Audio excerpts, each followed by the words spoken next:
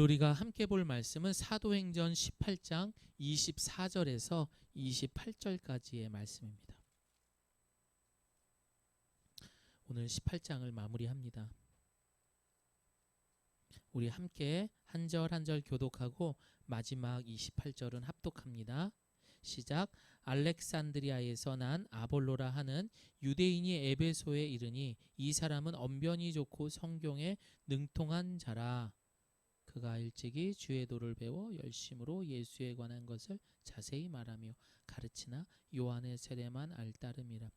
그가 회당에서 담대히 말하기 시작하거늘 브리스길라와 아굴라가 듣고 데려다가 하나님의 도를 더 정확하게 풀어 이르더라. 아가야로 건너가고자 하므로 형제들이 그를 격려하며 제자들에게 편지를 써 영접하라 하였더니 그가 감에 은혜로 말미암아 믿은 자들에게 많은 유익을 주니. 함께합니다. 이는 성경으로서 예수는 그리스도라고 증언하여 공중 앞에서 힘있게 유대인의 말을 이기미로라. 아멘. 여러분 한 주간 잘 지내셨죠? 참 그리스도인으로 살아간다는 게 굉장히 쉽지만 또 한편으로 어렵다라는 것을 알 수가 있습니다. 그럼에도 불구하고 교회를 위해 수고하는 분들이 있어서 더더욱 감사하고 늘 그분들에게 많은 도전과 또한 배움이 있는 것 같습니다. 과거에 한 기독교 방송에서 한 가수가 출연해서 간증을 하는 것을 이렇게 본 적이 있었습니다. 방송이 시작돼서 끝날 때까지 그 가수가 어떤 예수님을 만난 간증이 있나 참 이렇게 보고 재미있게 보고 있었는데 아쉽게도 방송이 끝날 때까지 예수님에 대한 이야기는 전혀 없었던 것입니다. 정말 아쉬웠습니다. 자, 그런데 이런 이야기가 최근에 제가 사역했던 교회에서도 이런 비슷한 일이 있었습니다. 이제 매년 2번씩 전도축제를 하는데 유명한 그런 공인들이라고 하죠. 이런 분들이 와서 이제 자신이 만난 하나님에 대해서 간증을 하게 됩니다. 그때도 어김없이 유명한 가수가 와서 이 전도축제에서 이제 막 자신의 막 히트곡도 부르고 막 찬양도 하고 중간중간에 이제 멘트도 그렇게 하게 되었습니다. 간간히 뭐 하나님에 대한 이야기를 했습니다. 하나님을 만나서 내가 이렇게 되고 저렇게 되고 뭐 계속 들었죠. 그런데 문제는 뭡니까? 그 전도 축제가 다 끝난 다음에 그분의 이야기 속에는 뭐가 없었지요? 네, 맞습니다. 바로 예수님에 대한 이야기는 없었어요. 예수님을 통해서 내가 구원받았습니다 라는 이야기가 전혀 없었던 것입니다. 아쉬워요, 여러분. 자, 그렇다면 이제 우리에게 질문을 해봅시다. 여러분들은 신앙생활하는 사람들입니다. 그 신앙생활하는 사람들의 여러분들이 삶에서 이야기하고 교제하고 그 나눔 속에서 과연 우리는 예수님의 이야기가 얼마나 있을까요? 여러분, 기독교는요 단순하지 않지만 그냥 하나님을 믿는 종교가 아닙니다. 여러분 왜 그렇습니까? 유대교, 이슬람교 그리고 심지어 이단들까지도 여러분 천지를 창조하신 하나님은 다 믿습니다. 오히려 우리보다도 그 영원한 것에 대해서는 우리의 삶보다도 그들은 굉장히 성실하게 그리고 열심으로 그들이 하나님을 섬기는 것에 대해서 우리는 놀랄 수밖에 없어요. 그런데 여러분, 우리 기독교는 무엇입니까? 이 기독이라는 말 자체가 예수를 이르는 말입니다. 그렇다면은 이 기독교에서 예수님, 즉 우리의 메시아가 구원자라는 그 예수님이 빠지게 되면 있을 수 있는 일일까요? 그리고 그 예수 그리스도를 통해서 하나님께 나아갈 수 있는 그것을 믿는 것, 이것이 바로 우리 기독교라는 것입니다. 그래서 내가 어떤 제자 훈련을 받는다든지 아니면 성경 통독을 하고 신앙 간증을 할 때도 우리가 가장 중요하게 이야기해야 되는 것은 바로 예수님의 십자가의 이야기가 빠지면은 아직 죄송하지만 젖먹이 신앙과 똑같은 거예요. 뭐 그 얘기조차도 안 하면은 죄송하지만 신앙이 없는 거죠. 그냥 왔다 갔다 하는 거죠. 예. 감리교 목사님 중에 유명한 목사님이 계시죠. 유기성 목사님이라고. 예. 이 분의 책들이 몇 권이 있어요. 그런데 유독 그 제자 훈련 책의 제목을 보면은 제목이 예수님의 사람이라는 책이 있습니다. 예. 이걸 가지고 이제 뭐 이렇게 많이 이렇게 도움을 받기도 했었습니다. 그 내용을 보게 되면은 목적이 이거더라고요. 그냥 교회 다니는 사람인가, 아니면 교회 다니는 사람이 가져야 할 본질, 바로 진짜 예수님을 믿는 사람인가, 이것을 찾아주는 제자 양육 책이라는 거죠. 이 세상에는 교회를 왔다 갔다 하는 사람들 되게 많아요. 그냥 자기가 느끼는 감정에 따라, 그리고 내가 느끼는 대로, 내가 하고 싶은 대로 교회를 빠지기도 하고, 뭐 예배에 죄송하지만 지각하는 것도 자기 마음대로예요. 내 사정이 있으면 빠져도 돼요. 이렇게 하는 사람이 있는 반면에 주일 예배에 목숨을 걸고 진짜 예수를 믿는 사람도 있다라는 것이죠. 이것이 아마도 사도행전의 초대교회의 모습이었을 것입니다. 자, 그래서 이 책을 통하여서 그냥 교회만 왔다 갔다 하는 사람이 아니라 진짜 예수 믿는 사람을 만들기 위한 그런 제자 양육 책이라는 것이죠. 그래서 이 책에는 그 목사님의 그런 삶의 그런 작은 것 하나까지도 글로 기록되어 있는 것이 있어서 참 인상 깊게 그 책을 보았던 기억이 있습니다. 또한 이 목사님의 책 제목 중에 하나가 나는 죽고 예수로 사는 삶이라는 책이 있어요. 예. 결국에 우리 신앙인에 있어서 내 자신이 느끼는 거, 내 필요, 이건 그렇게 중요한 게 아니라는 거죠. 내 안에 정말 필요한 거는 예수님이 가득 채워져서 예수의 삶으로 이끌림을 받는 삶을 살아가는 게 가장 중요하다라는 것입니다. 그만큼 우리 기독교에서 예수님이 빠지게 된다면은 마치 달달한 팥이 빠진 찐빵을 말하게 되는 겁니다. 또 어쩌면 오늘 본문에서 말한 요한의 세례에만 머무는, 즉 성령이 없는 신앙생활 또는 막연한 종교적 신에 대한 기다림에 대해 이 머무는 믿음이 되는 것입니다. 아무 소용이 없는 거예요, 여러분. 그러나 예수님은 2000년 전 여러분 이 땅에 오셨습니다. 기다리는 종교가 아니에요. 이미 예수 그리스도께서는 2000년 전에 이 땅에 오셔서 우리의 죄를 위하여 십자가에 죽으시고 부활하셨습니다. 그리고 그분은 이 말세 때에 성령과 함께 교회 시대를 열어주시고 지금 우리는 2000년이 지난 지금까지 그 예수님의 증인으로 선택받아서 성도로 살아가는 사람인 줄을 믿습니다. 그만큼 교회와 성도에게 예수님은 본질입니다, 여러분.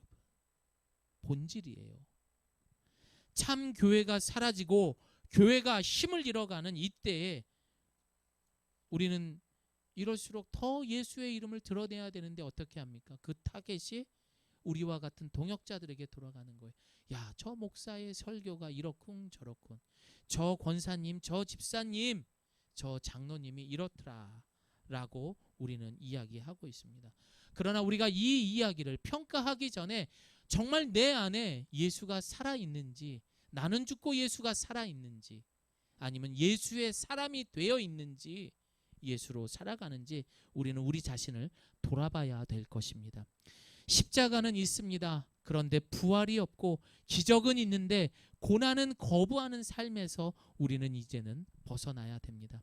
이제는 예수님이 없는 이 신앙에서, 이런 삶에서 벗어나서 오늘부터 예수로 시작해서 예수로 마침표를 찍을 수 있는 우리 예가교회 성도님들이 되시기를 소망합니다. 여러분, 많은 신학자들이 다시 한번 성경에 있는 목사님들 중에 이 땅에 와서 설교를 좀 들어봤으면 하는 그 1순위가 누군 줄 아십니까? 바로 오늘 본문에 등장하는 아볼로 목사님을 꼽는다고 합니다. 얼마나 그가 말씀을 잘 전했느냐면은 우리가 잘 알고 있는 이 고린도 교회에 바울과 굉장히 이런 뭐라고 할까요? 늘 비교가 되었던 것 같아요. 그 비교는 결국 어떻게 됩니까? 교회의 분쟁으로 이끌어올 만큼 그분의 영향력은 상당한 만큼 말씀을 잘 전했던, 정말 그 목사님을 따르는 많은 그런 팬텀이 있었다고 합니다. 자, 그렇다면 그 아볼로 목사님이 어떻게 그렇게 말씀을 잘 전하고 그렇게 똑똑한 사람이었는지 오늘 본문 24절 말씀 함께 읽습니다. 알렉산드리아에서 난 아볼로라 하는 유대인이 에베소에 이르니 이 사람은 언변이 좋고 성경에 능통한 자라. 잠시 이 아볼로 목사님이 출신이었던 이 알렉산드리아가 어떤 곳인지 잠깐 알아보도록 하겠습니다. 여러분, 이 알렉산드리아 하면 벌써 우리가 생각나는 누가 있죠? 네, 알렉산더 대왕이 생각이 나죠. 맞습니다, 여러분. 이 알렉산드리아는 알렉산더 대왕이 이제 이 이집트를 이제 점령하게 되는 거죠. 그렇게 되면서 이곳에 이제 새로운 도시를 세우면서 자신이 세웠던 업종 그리고 헬라 문화 이런 것들을 이제 이곳에 모두 옮겨놓게 되면서 이 지역의 이름을 알렉산드리아 이렇게 그것을 기념해서 만든 도시이기도 합니다.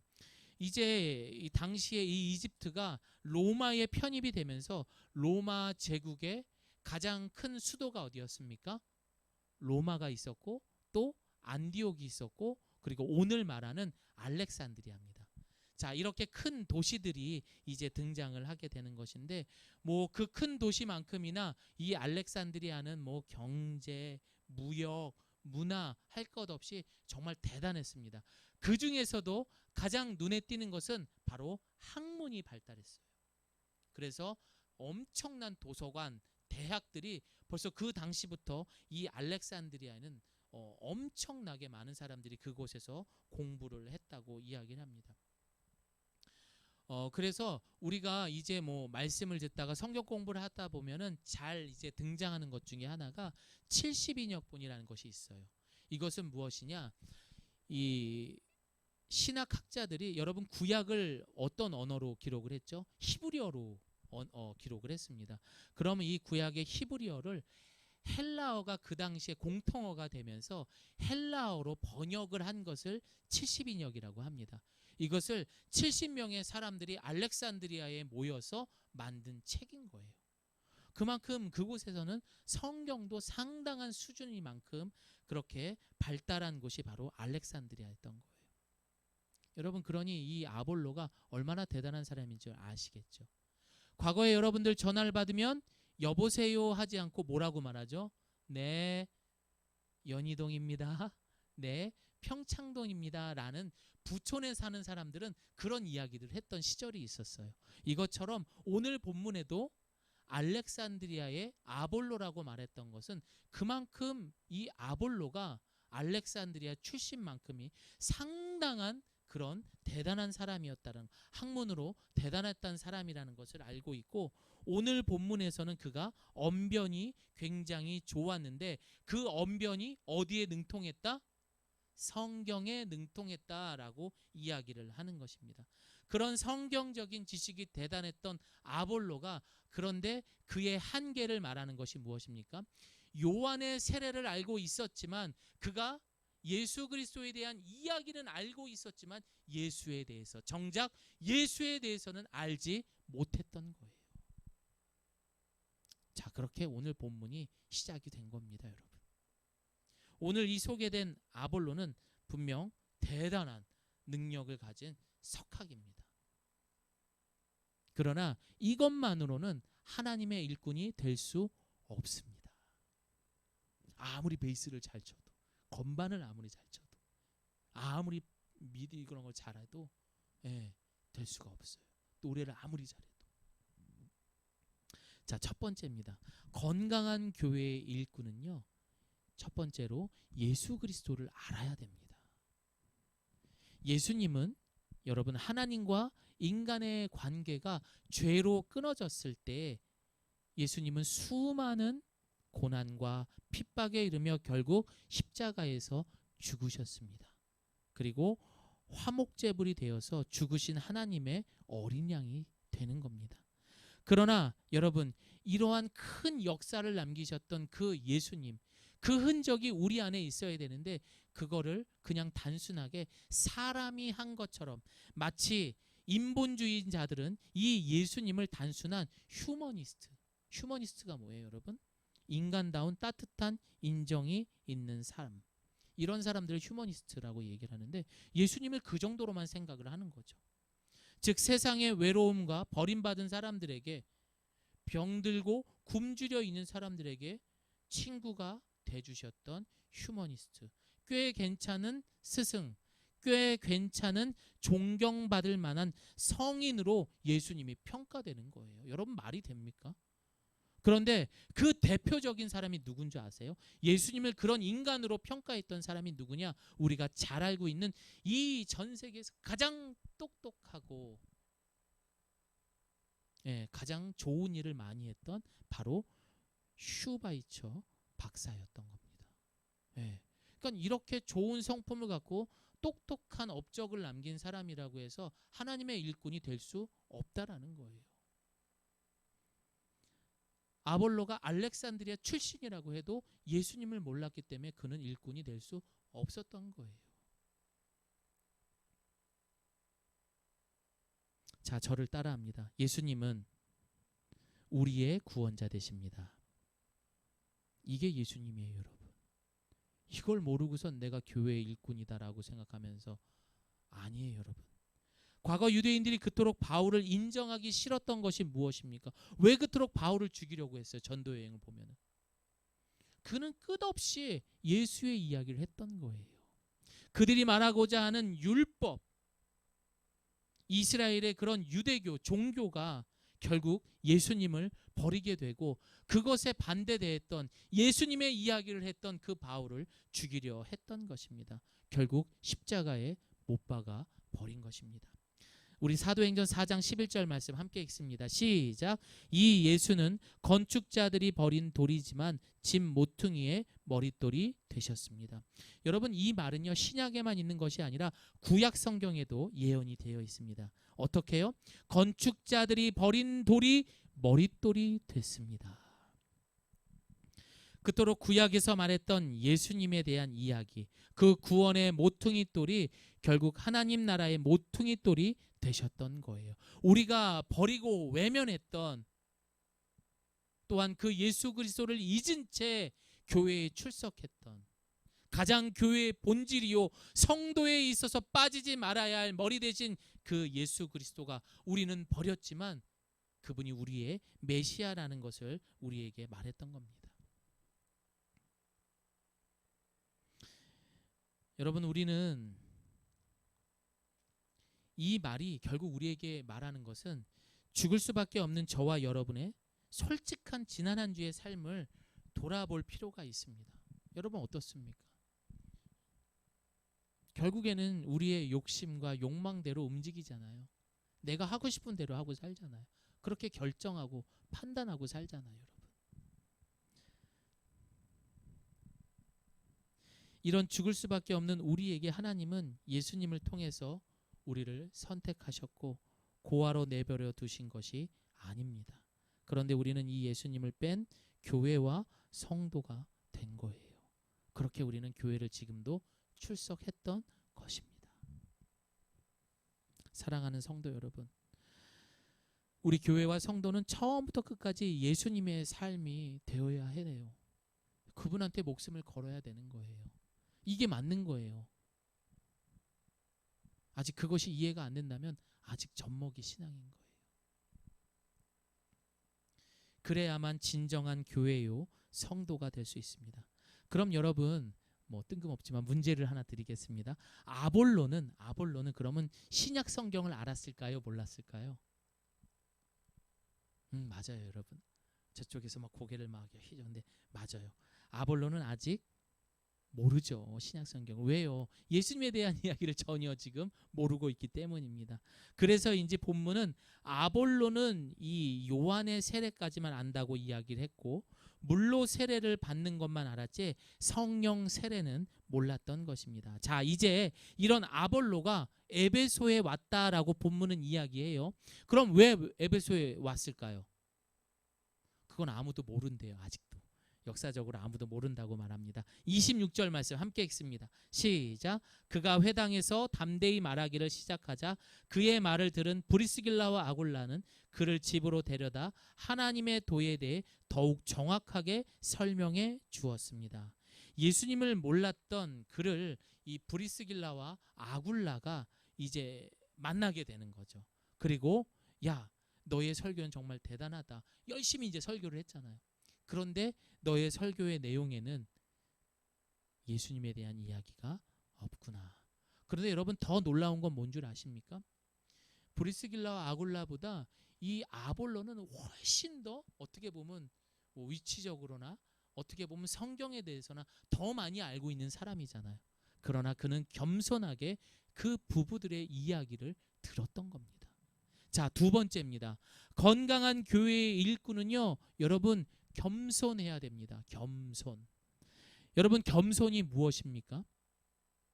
그럼 성경에서 가장 먼저 겸손에 대해서 보여준 장면이 어디입니까? 자, 여러분 겸손의 최초는 하나님이 인간이 되신 사건인 거예요. 가장 높은 곳에 있었던 가장 능력이 있었던 그런 하나님께서 가장 낮은 인간의 몸으로 이 땅에 오셔서 십자가에 죽으신 사건인 거예요. 여러분 이것이 바로 이 거룩함의 첫 번째인 겸손함이다라고 말할 수 있습니다.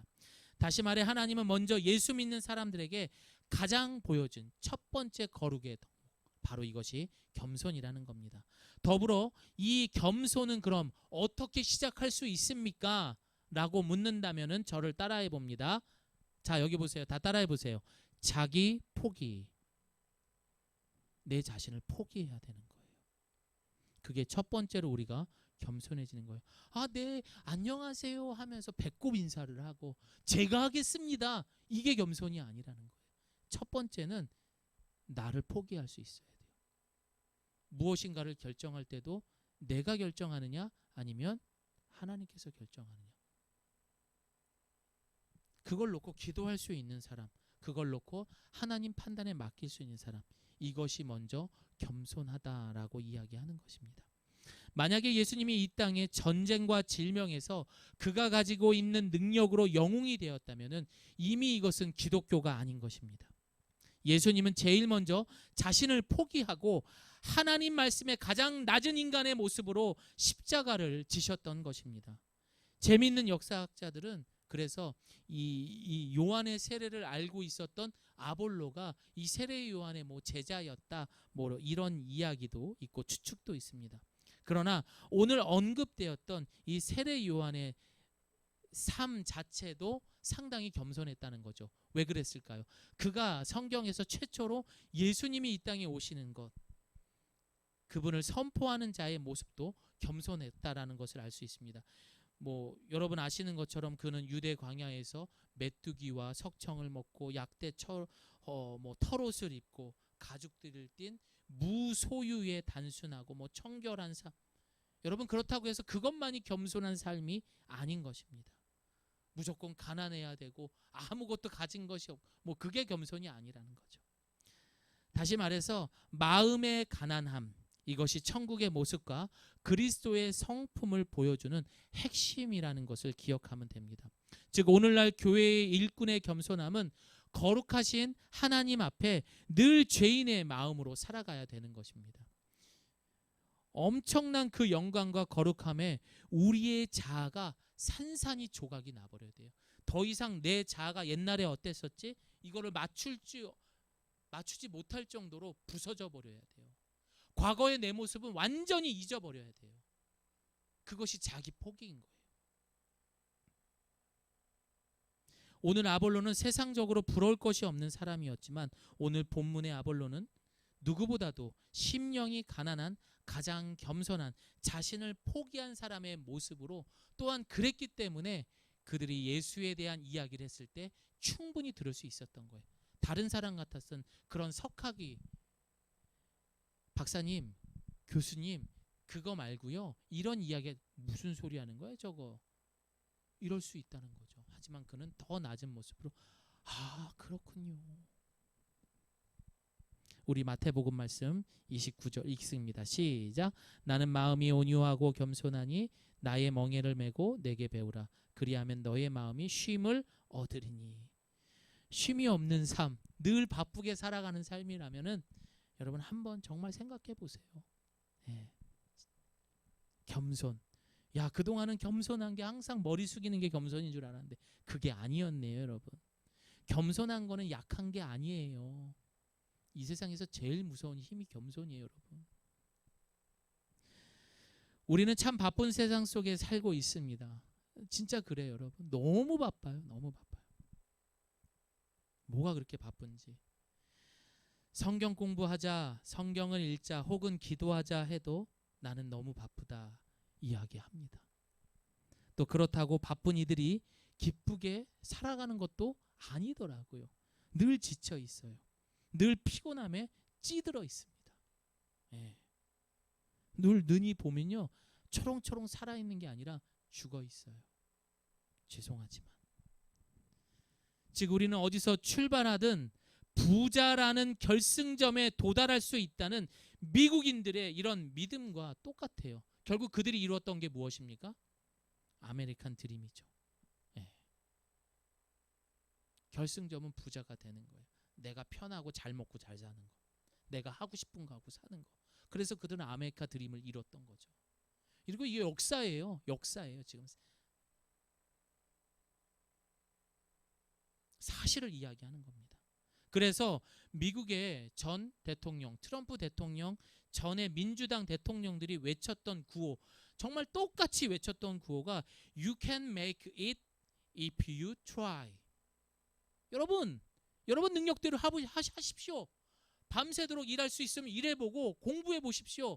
할 수 있습니다. 부자가 될 수 있습니다. 이걸 외쳤던 거예요.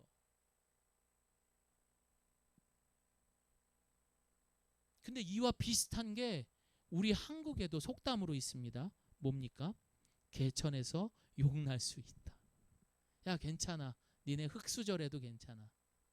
니네가 밤낮으로 일하고 열심히 해가지고 알바하고 해서 니네들도 금수저 이상으로 뛰어난 사람 될 수 있어. 용 될 수 있어. 또 그 젊은 친구들은 그걸 믿으며 개인이 가지는 배경과 무관한 능력으로 운명을 만들어간다는 능력주의에 그 속에 속아가지고 살아가고 있다라는 거예요. 지금 이따 그림 있죠. 이런 모습은 1958년 영국 노동당에 있었던 마이클 영, 이 마이클 영이 썼던 능력주의라는 책을 보게 되면은 책 보이죠? 그림. 그 결과 정확히 드러나게 됩니다.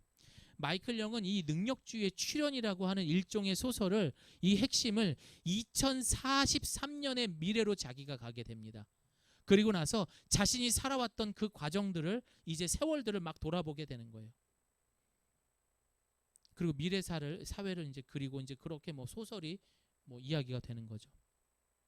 그리고 능력주의가 완전히 실현된 미래 사회, 그 사회는 어떤 사회일까요? 그림 피라미드 보여주시죠.